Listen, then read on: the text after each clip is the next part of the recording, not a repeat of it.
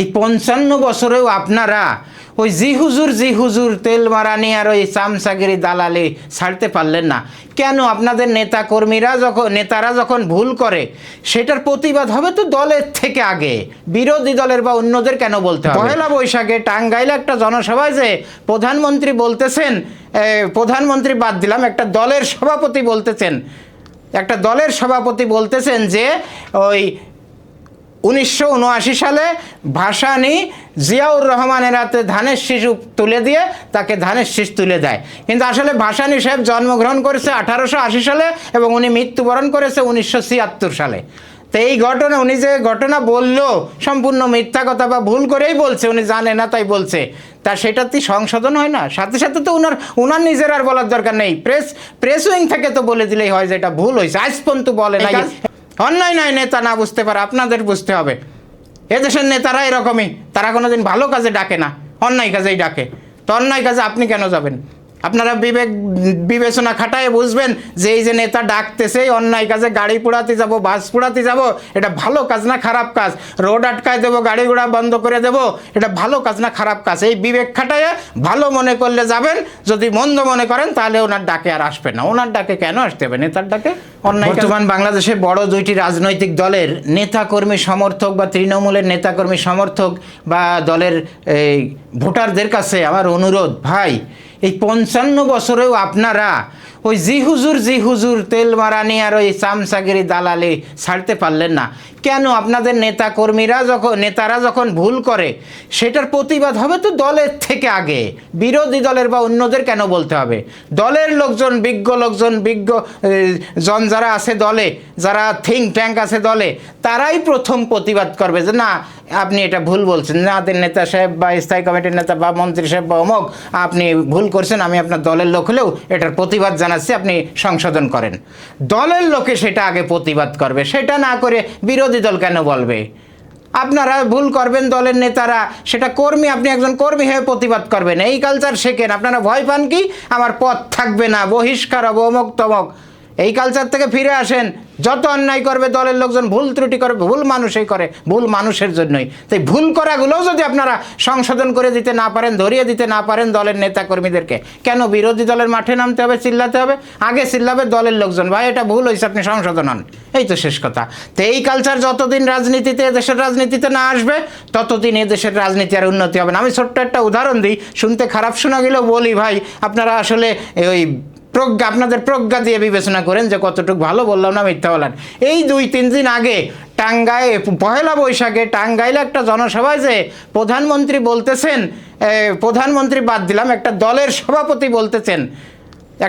সভাপতি বলতেছেন যে ওই ১৯৭৯ সালে ভাসানী জিয়াউর রহমানের হাতে ধানের শিশু তুলে দিয়ে তাকে ধানের শীষ তুলে দেয়। কিন্তু আসলে ভাসানী সাহেব জন্মগ্রহণ করেছে ১৮৮০ সালে এবং উনি মৃত্যুবরণ করেছে ১৯৭৬ সালে। তো এই ঘটনা, উনি যে ঘটনা বললো সম্পূর্ণ মিথ্যা কথা বা ভুল করেই বলছে, উনি জানে না তাই বলছে, তা সেটাতে সংশোধন হয় না? সাথে সাথে তো ওনার নিজের আর বলার দরকার নেই, প্রেস উইং থেকে তো বলে দিলেই হয় যে এটা ভুল হয়েছে। আজ পর্যন্ত বলে না এই ৭-৮ দিনেও। আর আপনাদের কাছে কেন ওই আগের কথাটুকু বললাম, আমার এইটা মর্মার্থটা শুনেন। তা আপনারা দলের লোক ওখানে বসেছিলেন কয়েক হাজার নেতাকর্মী, মাঠ ভরা মানুষ, আপনারা হাতে তালি দিচ্ছেন তার কথায়। তা আপনাদেরকে যখন বললো সে টাঙ্গাইলের সন্তোষেই তো জন্ম হয়েছে মাওলানা ভাসানীর, সে তো ওখানের মানুষ। আপনারা ওই টাঙ্গাইলের লোক আরও ভালো জানেন সে কবে মারা গেছে। এ বাংলাদেশের মানুষ জানে, ভারতীয় উপমহাদেশের মানুষ সবাই জানে উনি ৭৬ সালে মারা গেছে। সেখানে সে বক্তব্য দিচ্ছে ৭৯ সালে জিয়াউর রহমানকে উনি নিজে হাতে ধানের শীষ উপহার দিছে। এত বড় মিথ্যা কথা, ভুল কথা বলতে, উনি মিথ্যা চিন্তা করেও বলে নাই, উনি ভুল তথ্য দিচ্ছে, জানে না তাই বলছে। তারপরেও আপনারা হাতে তালি দিলেন কিভাবে? জানিয়ে শুনে বুঝিয়ে শুনে আপনারা বুঝতেছেন কর্মী ভাইয়েরা যে উনি ভুল কথা বললো, বরং আরও আপনারা স্টপ করবেন, না ভাই, না নেতা, না লিডার, এটা ভুল হয়েছে, এটা না এটা হবে, আপনারা সেটা বলবেন। আপনারা হাতে তালি দিয়ে গেলেন, ওই ভুল কথার উপরেও হাতে তালি দিয়ে গেলেন, ভুল কথার উপরেও সেই টেবিল চাপড়ালেন, ভুল কথার উপরেও স্লোগান দিলেন।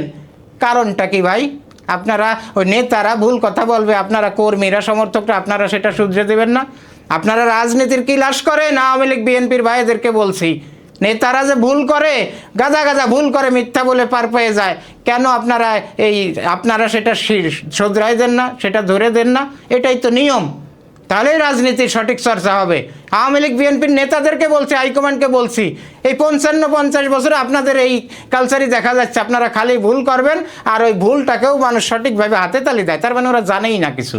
তাদেরকে রাজনীতি শেখান। প্রত্যেক সপ্তাহে ইউনিয়ন, উপজেলা, জেলা পর্যায়ের নেতাদেরকে বলে দেন যে কমিটিতে যত শত শত হাজার হাজার লোক আছে তাদেরকে ক্লাস করান মাঝে মাঝে। নিজের দল সম্পর্কে পুরোপুরি শিখাবেন, নিজের ইতিহাস, দলের জন্ম থেকে আজ পর্যন্ত। আবার অন্যান্য দল যারা দেশের প্রতিদ্বন্দ্বী প্রতিপক্ষ, তাদেরটাও সব ভুল সত্য মিথ্যা পুরোপুরি শিখাবেন আপনারা। তাহলে একটা লোক, আপনার দলের একটা কর্মী রাজনৈতিক জ্ঞান অর্জন করে সব জায়গায় সে বলতে পারবে আমার দলের অবস্থা নেই, ওই দলের অবস্থা নেই। তারা একটা কথা বললে সাথে সাথে আর প্রোটেস্ট করতে পারবেন, আপনার পক্ষে জনগণকে বোঝাতে পারবেন। আর আপনারা কিছুই জানেন না, নিজের দল সম্পর্কে জানেন না, দলের গঠনতন্ত্র কি, দলের জন্ম কবে হয়েছে, কিছুই আপনারা জানেন না। আপনারা ওই ভুলভাল বলতেছে নেতারা, আর আপনারা হাতে তালি দিচ্ছেন।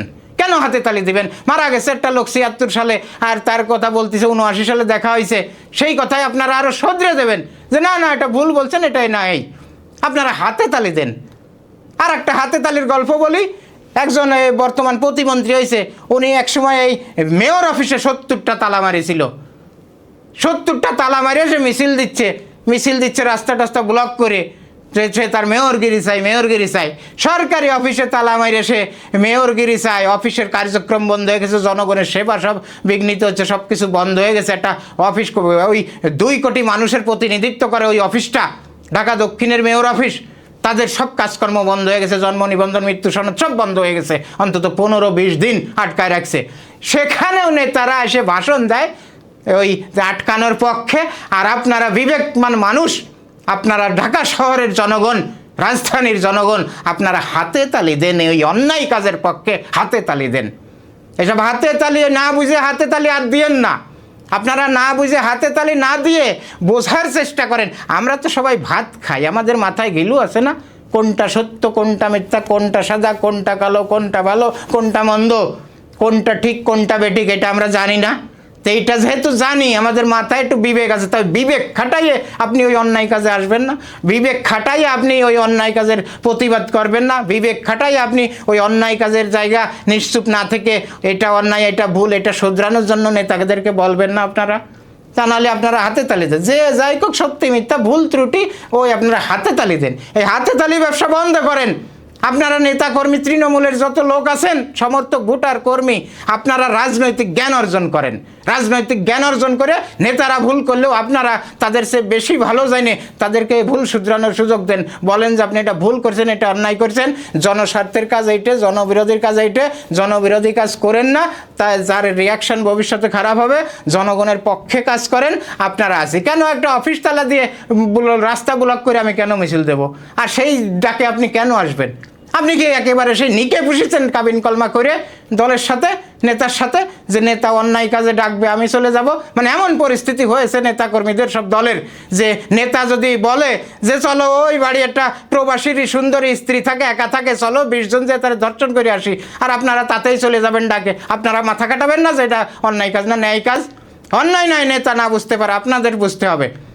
এদেশের নেতারা এরকমই, তারা কোনোদিন ভালো কাজে ডাকে না, অন্যায় কাজেই ডাকে। তো অন্যায় কাজে আপনি কেন যাবেন? আপনারা বিবেচনা খাটায় বুঝবেন যে এই যে নেতা ডাকতেছে অন্যায় কাজে, গাড়ি পোড়াতে যাব, বাস পোড়াতে যাব, এটা ভালো কাজ না খারাপ কাজ? রোড আটকায় দেবো, গাড়ি ঘোড়া বন্ধ করে দেব, এটা ভালো কাজ না খারাপ কাজ? এই বিবেক খাটায় ভালো মনে করলে যাবেন, যদি মন্দ মনে করেন তাহলে ওনার ডাকে আর আসবেন না। ওনার ডাকে কেন আসতে হবে? নেতার ডাকে অন্যায় কাজে ভালো ডাক দিবে যে আসেন আজকে রাস্তা পরিষ্কার করতে হবে, রাস্তার ওই ড্রেন পরিষ্কার করতে হবে, রাস্তা ময়লা হয়ে গেছে এটা পরিষ্কার করতে হবে, মশা মারতে হবে, প্রত্যেক বাড়ি বাড়ি পরিষ্কার পরিচ্ছন্ন অভিযান চালাতে হবে, আমরা দলীয়ভাবে স্বেচ্ছাশ্রমের মাধ্যমে করে দিব। এই কাজ এইসব ডাকলে দৌড়ই চলে যাবেন, কিন্তু অন্যায় কাজে ডাকলে আপনারা যাবেন না। এইটা করেন আপনারা কর্মী সমর্থকরা, এই ন্যায়কে ন্যায়, অন্যায়কে অন্যায় বলা শেখেন। নেতাদের অন্যায় কাজে ডাকলে আর যাবেন না, দেখবেন নেতারা সোজা হয়ে যাবে, নেতারাও ভালো হয়ে যাবে, তারা কোনো দিন আর অন্যায় কাজে আপনাদের ডাকবেও না। তো আপনারা রাজনৈতিক জ্ঞান অর্জন করেন, রাজনৈতিক জ্ঞান অর্জন করে নেতারা ভুল করলেও আমরা কর্মী সমর্থকরা যাতে সঠিক সিদ্ধান্ত নিয়ে ভালোভাবে চলতে পারি এবং এদেশের সহ অবস্থানের রাজপথ তৈরি করে সবাই মিলে চলতে পারি ভালোভাবে, নেতাদেরকেও সোজা করতে পারি মাঝে মধ্যে হুমকি দামকি ধমক দিয়ে যে এটা অন্যায় কাজ, এটা ভালো কাজ করবা, অন্যায় কাজ করতে পারবেন না, সেই অবস্থান তৈরি করেন। না হলে আর ওই রাজনীতি দরকার নেই, শাড়ি চুড়ি পরে ঘরে বসে থাকেন আপনারা।